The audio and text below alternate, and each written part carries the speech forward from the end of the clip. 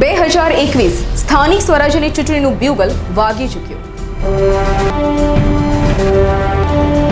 ગુજરાતના સ્થાનિક રાજકારણ પર છે તમામ રાજકીય પક્ષોની નજર.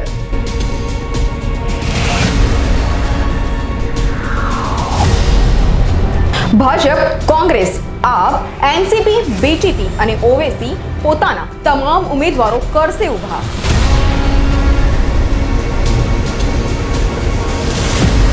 ગુજરાતમાં ભાજપ અને કોંગ્રેસ સિવાય ત્રીજો મોરચો મતદારોને રીઝવી શકશે ખરો?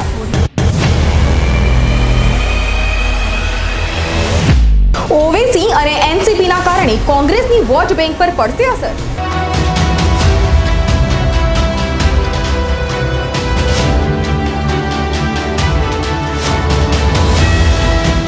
વિપક્ષ તરીકે કોંગ્રેસની નબળી કામગીરીનો લાભ આમ આદમી પાર્ટી મેળવી શકશે ખરી? જ્યારે અમારે કામ હોય અને અમે કહીએ તો કામ ન કરે એને અમારે શું મત દેવાનું?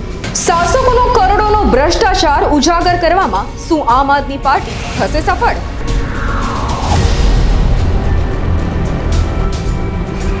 કોંગ્રેસનો આંતરિક વિખવાદ તેની નૈયા તારશે કે દુબાડશે? 5 વર્ષ સુધી કોઈ દેખાતા નથી અને કોઈ સારું કામ કરતું નથી.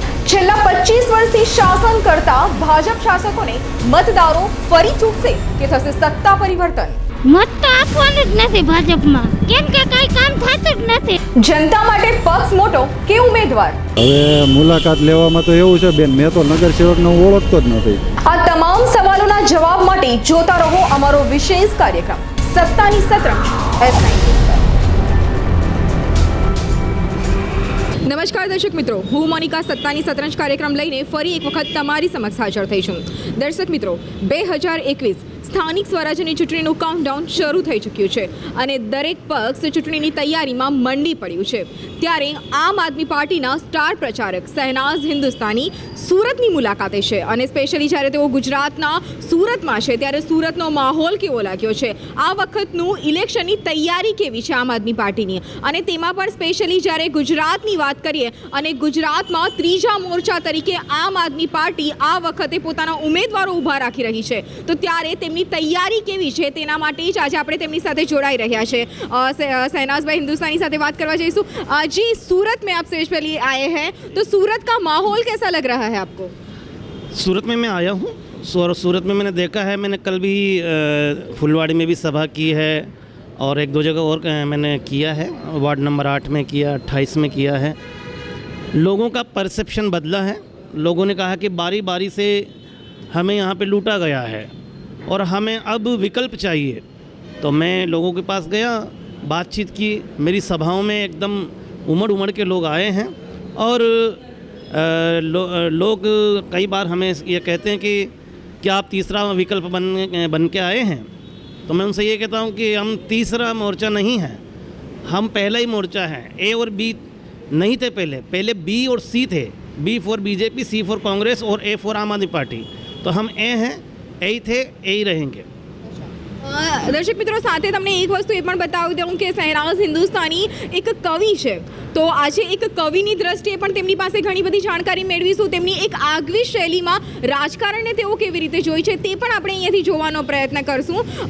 शहनाज जी, साथ में हमें ये भी बताइए कि सूरत की मुलाकात के दरमियान आपको सबसे पड़कारजनक प्रश्न अभी कौन से लग रहे हैं?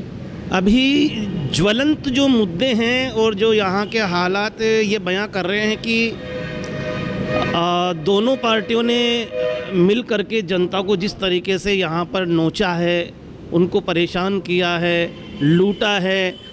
चाहे उसमें खिचड़ी घोटाले का मामला ले लीजिए, एनजीओ के द्वारा खिचड़ी बांटी गई और पैसा निगम के द्वारा उठा लिया गया. उसके ख़िलाफ़ हमारे पार्टी के लोगों ने भी वहाँ पर आवाज़ उठाई, आंदोलन किया. दूसरी चीज़ ये है कि इंजेक्शन वाला मामला आया. कोरोना के दौरान 2-3 हज़ार के इंजेक्शन होते हैं, 25 हज़ार के इंजेक्शन लगाने लगे, यानी कि और वे उनमें भी कुछ नकली निकल गए. तीसरी चीज़ ये है कि यहाँ डस्टबिन वाला मामला आया. ये जो जगह जगह डस्टबिन लगा रखे हैं कि निगम ने, हम देखते हैं कि हमारे दिल्ली के अंदर, राजस्थान में, मैं वैसे प्रॉपरली मैं राजस्थान से हूँ, अजमेर केकड़ी से. वहाँ ये जो डस्टबिन बनाते हैं इसकी कॉस्ट मुश्किल से 1500 से 2000 रुपये आधी होगी. यहाँ 12-12 हज़ार रुपये 9-9 हज़ार रुपये इसकी कॉस्ट इन लोगों ने किया है। कुल मिलाकर के ये है कि जनता दोनों से परेशान है। और मैं कवि हूँ तो कवि होने के नाते यही कहूँगा कि जनता ने सूरत का सिंहासन जिनको भी सौंपा है, उन्हीं ने मौका पाकर इनकी पीठ पे खंजर घोंपा है। और जब इन लोगों को लगा कि इस टोपी ने सबको जगा दिया, तो साजिश रचकर उसने फिर शैतानी चाबुक चला दिया। डालो फूट और राज करो गोरों ने ही सिखलाया था। इसी के चलते भारत माँ को, इसी के चलते इस सूरत माँ को नोच नोच कर खाया था। और ना जाने कितने घावों से हर माँ का सीना छलनी है। और कुछ भी हो जाए हमको अब ये तस्वीर बदलनी है।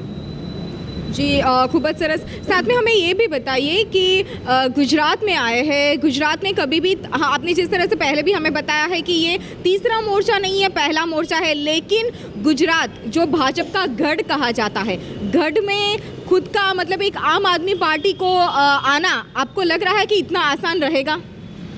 गढ़ तो दिल्ली भी था कांग्रेस का। 15 साल से शीला दीक्षित दिल्ली में रही, वो गढ़ भी ढह गया। पहले 28 आई, फिर लोगों ने कहा कि अरविंद केजरीवाल ने इस्तीफ़ा देके गलत किया है, अब तो 28 भी नहीं आएगी। फिर हमारी 67 आई। उसके बाद लोगों ने कहा कि काट की आंडी एक बार चढ़ती है, बार नहीं चढ़ती है। फिर हमारी 62 सीटें आ गई। ठीक उसी तरह से दिल्ली में काम करके दिखाया है। लोगों के जहन में बातें हैं कि दिल्ली में अगर अरविंद केजरीवाल वहाँ उपराज्यपाल के हस्तक्षेप के बाद भी इतना सारा काम कर सकते हैं, तो यहाँ निगम के अंदर क्रांतिकारी लोग हैं, बच्चे हैं, नौजवान बच्चे हैं और ईमानदार हैं। हमारे जो प्रदेश अध्यक्ष संयोजक अभी बनाए हैं गोपाल जी, काफ़ी ईमानदार और नौजवान युवा व्यक्ति हैं। लोगों की नज़रें टिकी हुई है हमारे ऊपर और लोग हमसे ये कह रहे हैं कि इस बार हम आपको मौका देंगे।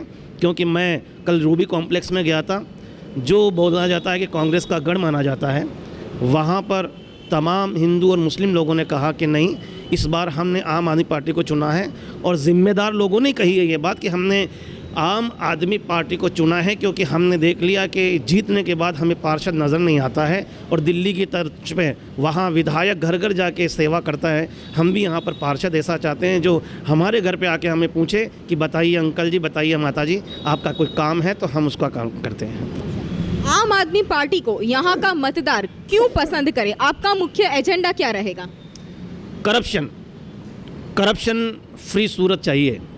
निगम में जो करप्शन हुआ है उसकी जांच बिठाएंगे, जो दोषी पाए जाएंगे उनको सज़ा दिलवाने की कोशिश की जाएगी और जांच के दौरान पता भी चल जाएगा कि दोनों ने बारी बारी से लूटा है, किसके हिस्से में क्या आया है वो भी पता चलेगा।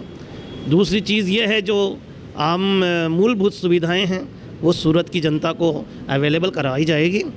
और हालात तो यहाँ के ये रहे हैं कि अदम गोंडवी जी का एक शेर मुझे याद आता है कि नदी के घाट पर जाकर सूरत के सियासी लोग बस जाएं तो प्यासे होठ एक एक बूंद पानी को तरस जाएं।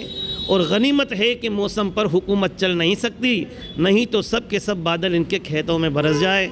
यानी कि सिर्फ अपना पेट भर रहे हैं और जनता को लूटते ही जा रहे हैं, लूटते ही जा रहे हैं, लूटते ही जा रहे हैं।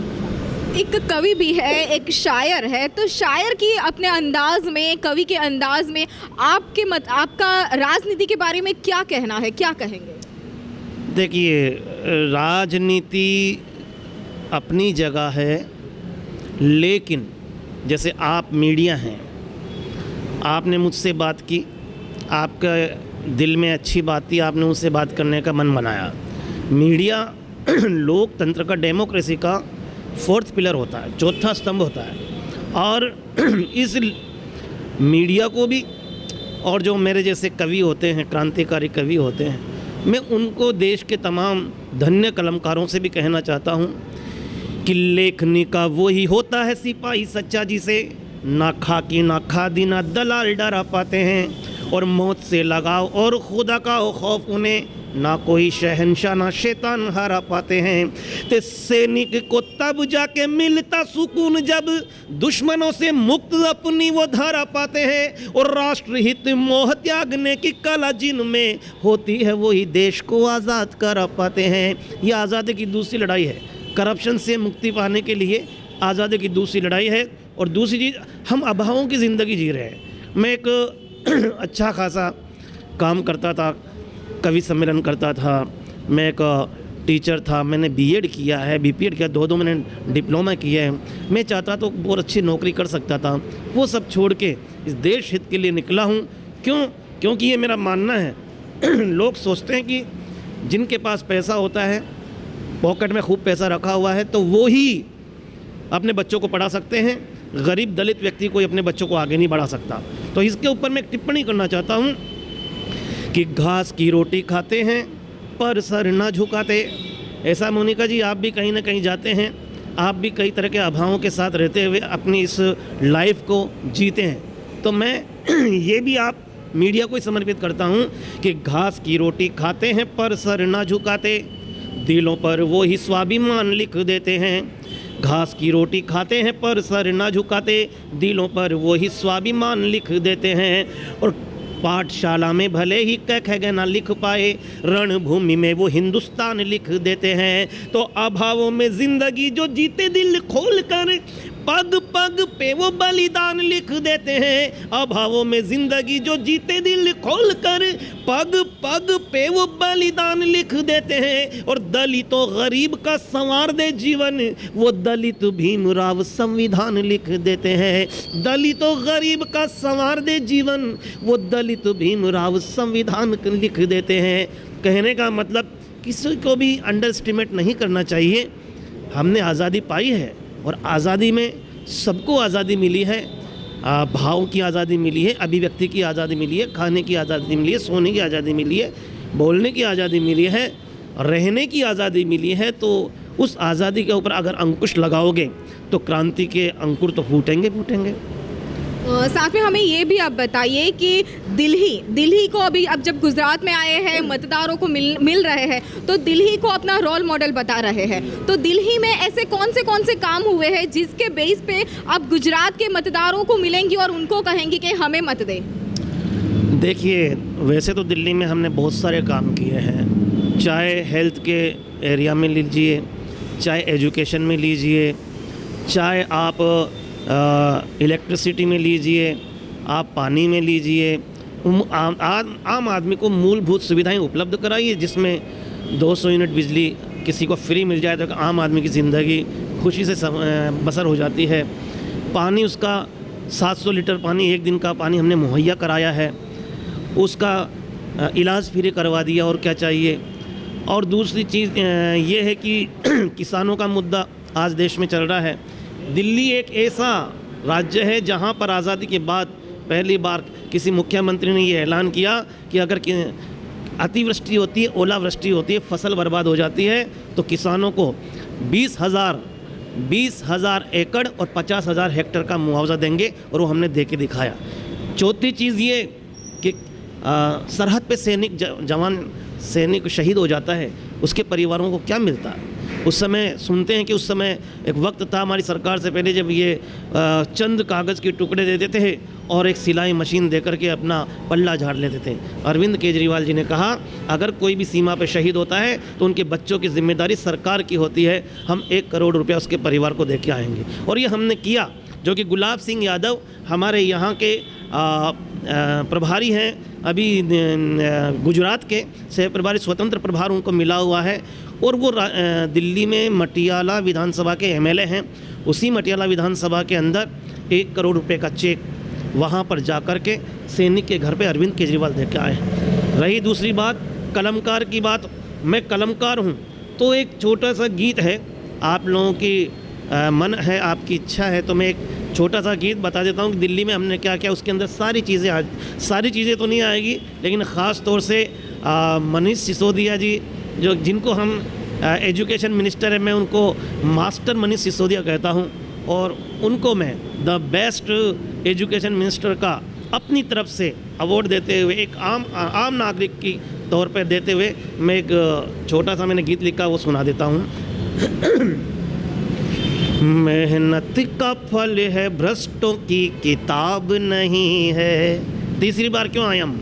मेहनत का फल है भ्रष्टों की किताब नहीं है, मासूमों की दुआओं का हिसाब नहीं है।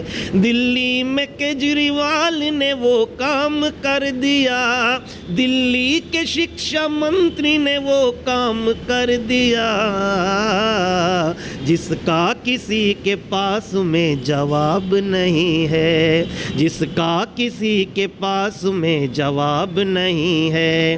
हालत में 5 साल पहले की बताता हूँ, हमारे आने से पहले हालत में 5 साल पहले की बताता हूँ।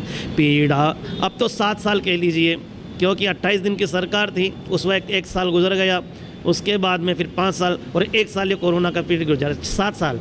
हालत में 7 साल पहले की बताता हूँ, पीड़ा जो भोगी दिल्ली ने मैं वो सुनाता हूँ। प्राइवेट था स्कूल जिसमें 80 बच्चे थे, पंखे थे 5 जिसमें 3 यूं ही लटके थे। था बोझ भारी फीस का माँ बाप के सिर पे, उफ तक न किया बच्चों के नुकसान के डर से। आज़ादी के दीवानों का ये ख्वाब नहीं है, जिसका किसी के पास में जवाब नहीं है। बारिश में पानी कमरों से टपकता रहता था। और मोनिका जी, ये पानी क्यों टपकता था, ये ड्रामेटिक आयरनी है और मैंने इसमें सिंबॉलिक यूज़ किया है। बारिश में पानी कमरों से टपकता रहता था, करता भी क्या गरीब का बच्चा जो पढ़ता था। जिनको कमाई फ्लाई ओवरों में दिखती थी, फिर कैसे नज़र सरकारी स्कूल पे टिकती। फ्लाई ओवर उन्होंने भी बनाए, फ्लाई ओवर हमने भी बनाए, बस फ़र्क इतना सा है, अब मनीष सिसोदिया जी, अरविंद केजरीवाल जी कहते हैं हम 3 फ्लाईओवर कम बना लेंगे, लेकिन हम दिल्ली से 3 इंजीनियर ज़्यादा पैदा करना चाहते हैं। ये हमारी सोच है। जिनको कमाई फ्लाई ओवरों में दिखती थी, फिर कैसे नजरें सरकारी स्कूल पे टिकती। ऐसे में अपने शिक्षा मंत्री की नज़र पड़ी, ऐसे में मेरे शिक्षा मंत्री की नज़र पड़ी। सरकारी स्कूलों की तो काया पलट गई। शिक्षा में दिल्ली जैसा, शिक्षा में दिल्ली जैसा इनकलाब नहीं है, जिसका किसी के पास में जवाब नहीं है। और एक करिकुलम, हैप्पीनेस करिकुलम जो दिल्ली में हमने अप्लाई किया, उस हैप्पीनेस करिकुलम को अगर ऑक्सफोर्ड यूनिवर्सिटी से कोई देखने के लिए आता है, बहुत बड़ी बात है। अमेरिका से देखने के लिए आते हैं, बहुत बड़ी बात है।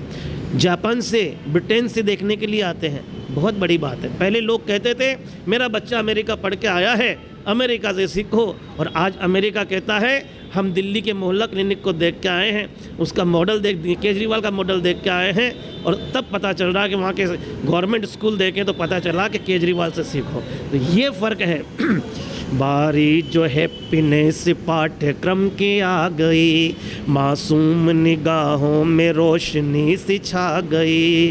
डर जिनको कभी लगता था स्कूल जाने में, चेंज देखिएगा, डर जिनको कभी लगता था स्कूल जाने में, अब उनको मज़ा आने लगा डांट खाने में। जिन 16 लाख बच्चों ने ये स्वाद चखा है, उनको विरोधियों ने भी सर माथे रखा है। मेहनत का रंग है कोई खिजाब नहीं है, जिसका किसी के पास में जवाब नहीं है। मासूमों की दुआओं का हिसाब नहीं है। दिल्ली में केजरीवाल ने वो काम कर दिया, दिल्ली में केजरीवाल ने वो काम कर दिया, जिसका किसी के पास में जवाब नहीं है। જી ખૂબ જ સરસ કવિતામાં તેમણે દિલ્હીનું જે શિક્ષણ પદ્ધતિ છે તેનામાં શું સુધારા આવ્યા છે, પાછલા વર્ષોની જો વાત કરીએ, પાછલા 7 વર્ષ પહેલાંની જો વાત કરીએ તેનાથી 7 વર્ષ બાદ શિક્ષણમાં આવેલા સુધારા વિશે તેમણે ખૂબ જ સરસ કવિતા દ્વારા તેમણે પોતાનું એ દિલ્હીનું જે રોલ મોડલ છે તે અહીં રજૂ કર્યું છે। તે જ રીતે તમે गुजरात માટે શું કહેવા માંગશો? गुजरातियों साथ आपने गुजरातियों के साथ मुलाकात की है, गुजरात में आए हैं, गुजरात के मेहमान बने हैं, गुजरात के लिए क्या कहना चाहेंगे? वो भी आप कुछ कविता के थ्रू ही हमें समझाइए। देखिए, गुजरात में एक वक्त था जब गुजरात में गोधरा हुआ था, गुजरात में गुजरात हुआ, गुजरात में कई किसान आंदोलन हुए, कई बार गुजरात के अंदर जातिगत भावना के तहत लोगों को जातियों में धर्मों में बांटने की कोशिश की गई। लेकिन एक आम आदमी पार्टी का जो एजेंडा है, हम गुजरात में वो एजेंडा देना चाहते हैं कि हमारा एजेंडा ये है कि हिंदू मुस्लिम सिख ईसाई बौद्ध जैन का घर है ये, और हरिद्वार का स्वर्ग आश्रम तो हाजी अली का दर है ये। क्योंकि कल ही महात्मा गांधी जी की पुण्यतिथि थी। गुजरात से, पोरबंदर से महात्मा गांधी जी निकले हैं, अहिंसात्मक इस धरती से निकले हैं।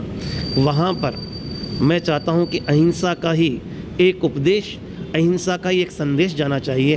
तो मैं शहनाज हिंदुस्तानी एक छोटा सा संदेश ये दूंगा कि हिंदू मुस्लिम सिख ईसाई बौद्ध जैन का घर है ये, हरिद्वार का स्वर्ग आश्रम तो हाजी अली का दर है ये, और असमी उड़िया गुजराती तेलुगु अनगिन है भाषा भाषी, लेकिन ये सब पीछे हैं पहले हम हैं भारतवासी।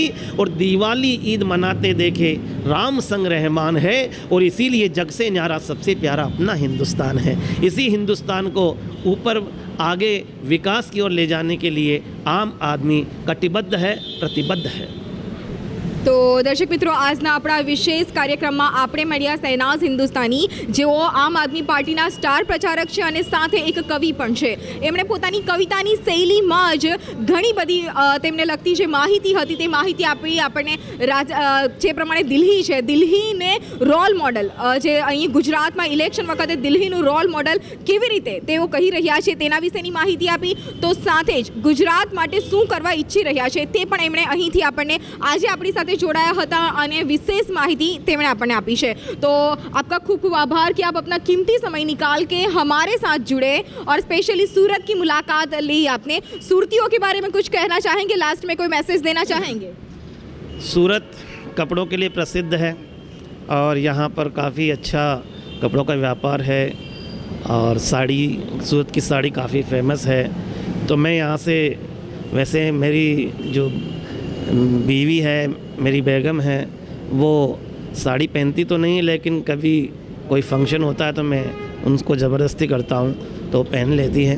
तो मैं चाहूँगा कि सूरत से एक निशानी के रूप में यहाँ की एक साड़ी लेके जाऊँगा और सूरत की मोहब्बत अपने झोली में समेट कर जाऊँगा। तो દર્શક મિત્રો, આજે આપણે મળ્યા આમ આદમી પાર્ટીના સ્ટાર પ્રચારક એવા શહેનાઝ હિન્દુસ્તાનીને અને તેમની પાસેથી સુરતની મુલાકાતને લઈને વિશેષ માહિતી મેળવી। જ્યારે ઇલેક્શન નજીક આવી રહ્યું છે 2021નું, ત્યારે આમ આદમી પાર્ટી ધીરે ધીરે સુરતમાં પણ પોતાની એક અલગ છાપ ઊભી કરવા જઈ રહી છે। તો હવે આ જે ઇલેક્શન નજીક આવી રહ્યું છે અને આમ આદમી પાર્ટી જે પોતાના દરેક ઉમેદવાર દરેક વોર્ડમાંથી ઊભા કરવા જઈ રહી છે, તો તેનું પરિણામ કેવું આવશે અને સુરતીઓ તેને સ્વીકારશે કે નહીં સ્વીકારશે તે તો આવનારો સમય જ બતાવશે। પરંતુ હાલમાં S9 ન્યૂઝ ચેનલ સુરતની મુલાકાતે આવેલા અને ચૂંટણી વિશેષ સત્તાની સતરંજ કાર્યક્રમ અંતર્ગત તમામ નાની નાની ખબરોથી તમને વાકેફ કરતા રહીશું। કેમેરામેન જિગ્નેશ પંડ્યા સાથે Monica Parmar, S9 news Surat. 2021 સ્થાનિક સ્વરાજ્યની ચૂંટણીનું બ્યુગલ વાગી ચૂક્યું। ગુજરાતના સ્થાનિક રાજકારણ પર છે તમામ રાજકીય પક્ષોની નજર।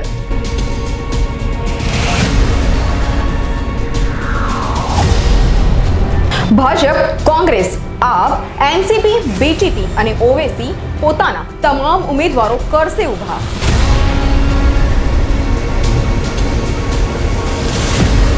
ગુજરાતમાં ભાજપ અને કોંગ્રેસ સિવાય ત્રીજો મોરચો મતદારોને રીઝવી શકશે ખરો?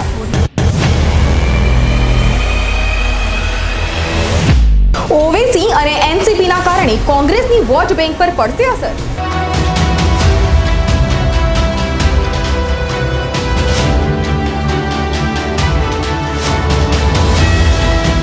વિપક્ષ તરીકે કોંગ્રેસની નબળી કામગીરીનો લાભ આમ આદમી પાર્ટી મેળવી શકશે ખરી? જ્યારે અમારે કામ હોય અને અમે કહીએ તો કામ ન કરે એને અમારે શું મત દેવાનું? શાસકોનો કરોડોનો ભ્રષ્ટાચાર ઉજાગર કરવામાં શું આમ આદમી પાર્ટી થશે સફળ?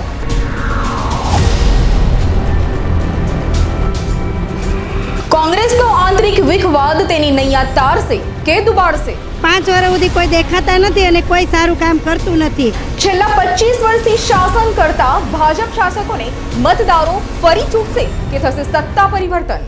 મત તો આપવાનું જ નથી ભાજપમાં, કેમ કે કઈ કામ થતું જ નથી. જનતા માટે પક્ષ મોટો કે ઉમેદવાર? હવે મુલાકાત લેવામાં તો એવું છે બેન, મેં તો નગરસેવકને ઓળખતો જ નથી. આ તમામ સવાલોના જવાબ માટે જોતા રહો અમારો વિશેષ કાર્યક્રમ સત્તાની શતરંજ S19 પર.